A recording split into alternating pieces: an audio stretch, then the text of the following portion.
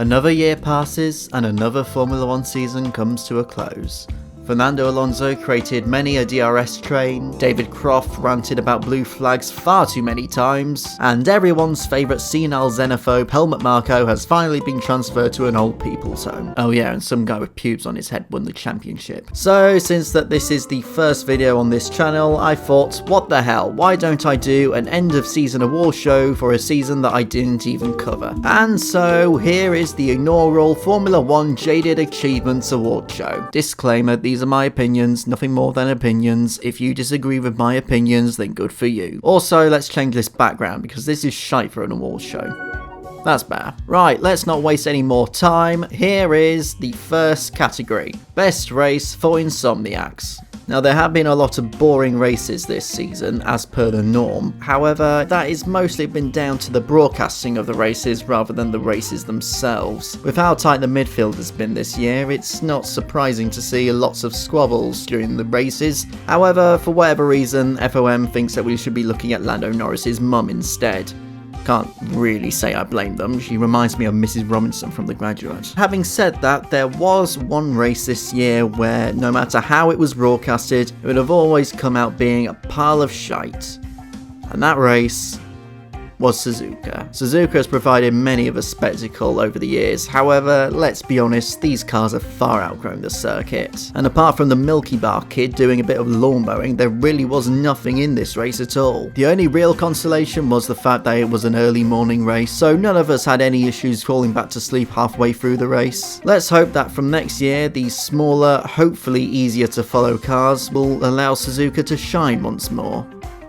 But I doubt it. And yes, Monaco and the Qatar Sprint was considered for this category as well, but let's be real here. Did any of us really thought those two were going to be good races? Something is slightly more positive, heart-melting moment of the year. To the surprise of no one, there can only be one winner of this, and that is Nico Hülkenberg's podium in Silverstone. Seeing this guy having so much bad luck in his career every time a podium opportunity presented itself was just silly. And I guess you could say the bad luck did continue to tail him, considering that his trophy was made of fucking Lego. But a podium's a podium, and I'm sure Nico doesn't really care. Considering that he came from the back of the grid to get that podium, and it was on genuine pace and merit, makes this moment all the more sweeter. And this leads us nicely onto our next category, most out of touch tosser. And this had to go to Adam Norris, clearly showing in this picture how little he gives a shit about poor people. Now, I don't care that this guy has a net worth of over 200 million quid, but it's the fact that this guy really cannot stand it when his son is not at the centre of attention. Case in point, after the British Grand Prix, when Hülkenberg was celebrating his first podium with his mechanics. Fabulous.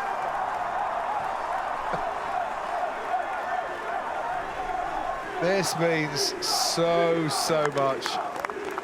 There's his dad with the t-shirt. There's his dad with the t-shirt. Mate, just read the room, will ya?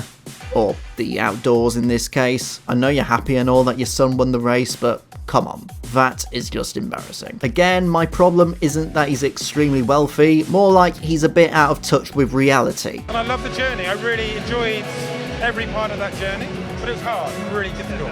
I think you will know that some of the other parents packed up because they didn't want to do that, but I was there and the team was there the whole way through to keep going. Could it be that those parents had to stop chasing their child's dreams because, I don't know, they don't have unlimited money like you? You think maybe that might be it? And no one remembers.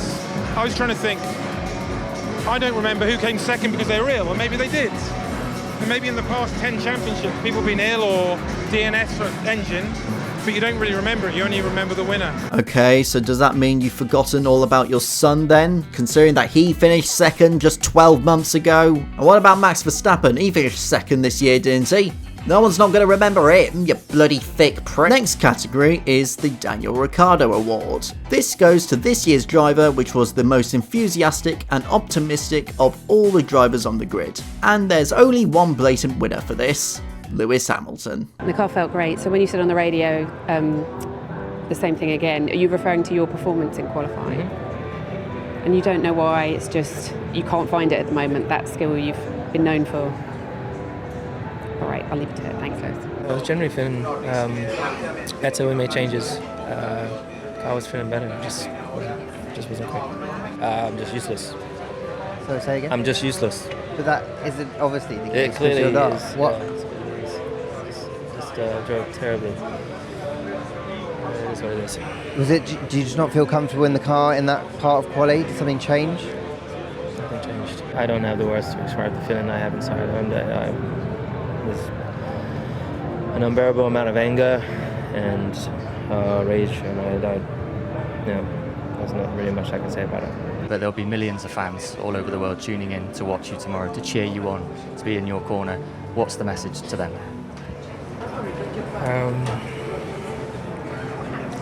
I don't really have a message right now. You know what, scratch that. This is the Daniel Ricciardo 2024 award, where the driver in question is washed up and depressed. Now we come to most biased commentary moments. And surprisingly enough, it doesn't go to David Croft. It goes to Martin Brundle for this exquisite piece of commentary. He hasn't got the superior tyre life. He has got the battery at his disposal. He's got the override button, as it were. Leclerc is only 1.4 seconds behind Tsunoda's being told. We're bordering on the edge of unsporting behaviour here. Right on the edge of it. Yes, Martin, it is unsportsmanlike and outrageous for Red Bull to do the audacious crime of instructing their number 2 driver to hold up the number 1 driver's title rival. Why? Because that title rival in question is our boy Lando. Clearly hanging around with David Croft for so many years has taken its toll on Martin Brundle's brains. He too will be going to the old people's home for senile xenophobes with Helmut Marko if he's not careful. Next category is, oh yeah, that was a thing award. I was considering of giving this to Jack Doohan, but I thought that would be a bit too harsh. I don't think Jack Doohan was given a fair crack of the whip, really. Just ignore the fact that he crashed 3 times in 3 days at the same corner in Suzuka. So instead, I'm giving it to the mandatory 2-stop rule for Monaco. After the 2024 race, where the one and only pit stop was done under red flag conditions on the 2nd lap, this rule was put in place in a desperate attempt by the FIA to make Monaco not boring. Any normal person could see that this was nothing more than a stupid gimmick similar to the Abu Dhabi 2014 double points malarkey, and would not change the bearing on the race itself. And lo and behold, that's exactly what happened. I knew this rule wasn't going to make a blinding bit of difference, and if anything, it was going to make the whole thing worse. So instead of staying indoors watching proceedings that weekend, I spent the weekend at Marrakesh.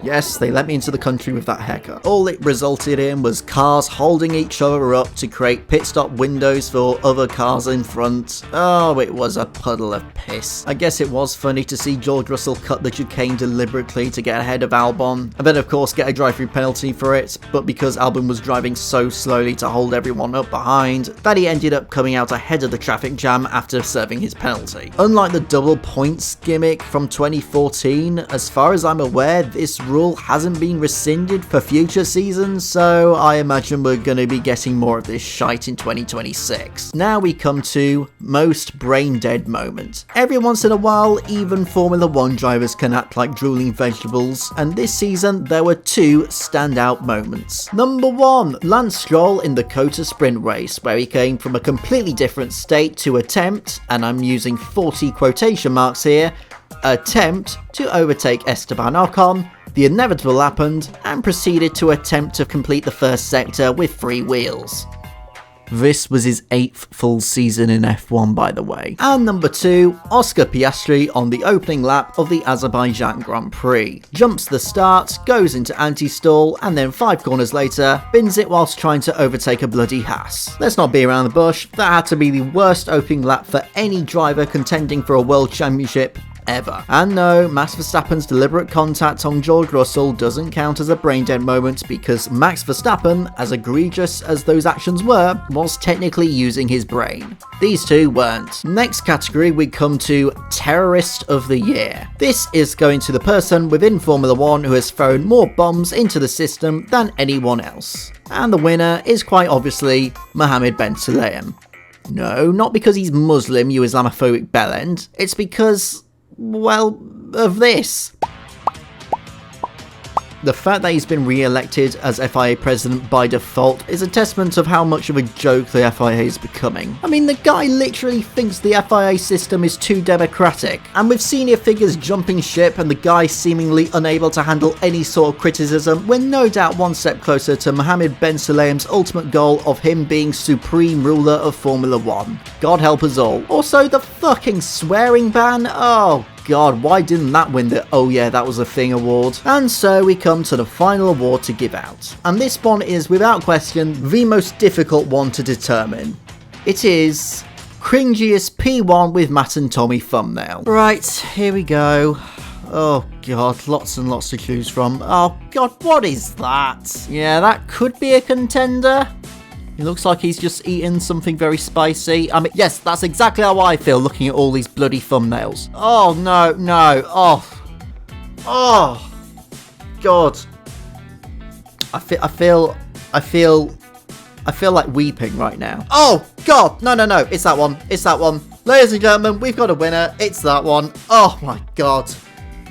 Absolutely horrendous. That makes me feel like we've just lost all hope in the human species. Actually, do you know what?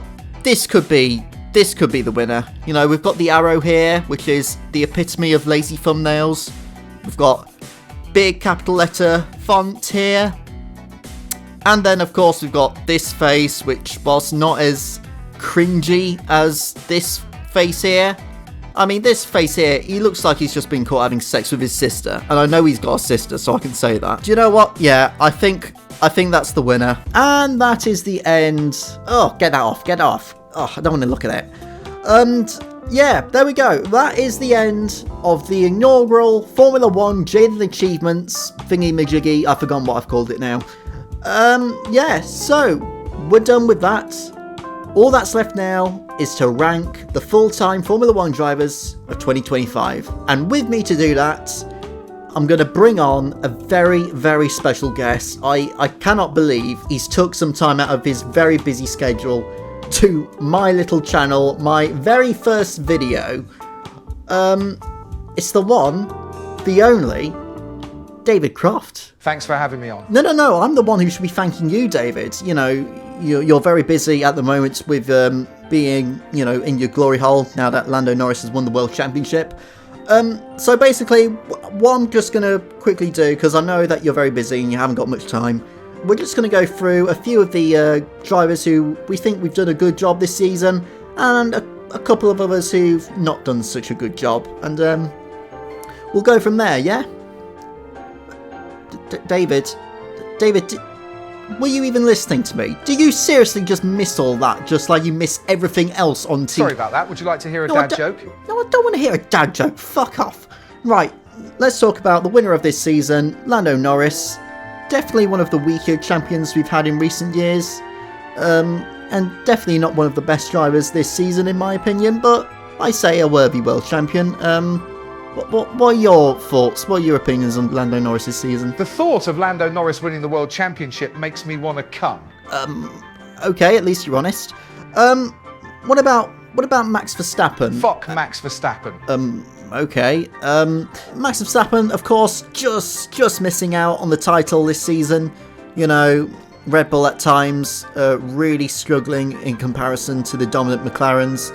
I think it's really a testament to Max's skill and calibre, you know, that he's only within 2 points of winning, really, this season.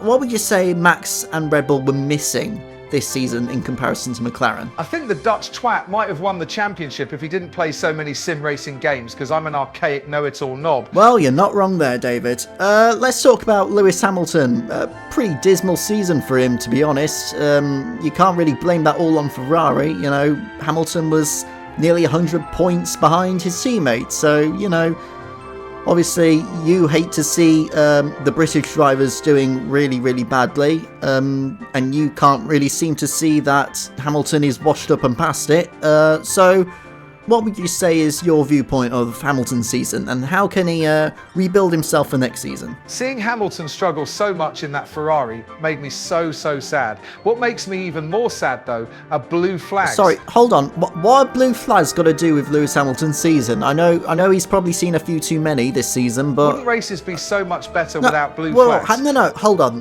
What are we talking about? Why are we talking about blue flags all of a sudden, I David? think blue flags are a disgrace to the sport. No, David, why the fuck do you always do this where you decide to go into a massive tirade about blue flags, even though the conversation context has got nothing to do with blue flags? Every time I see a blue flag, I see No, red. sorry, David, I'm going to have to cut you off there. You're clearly going off on a tangent, and it's clearly not working. It's clearly not working out.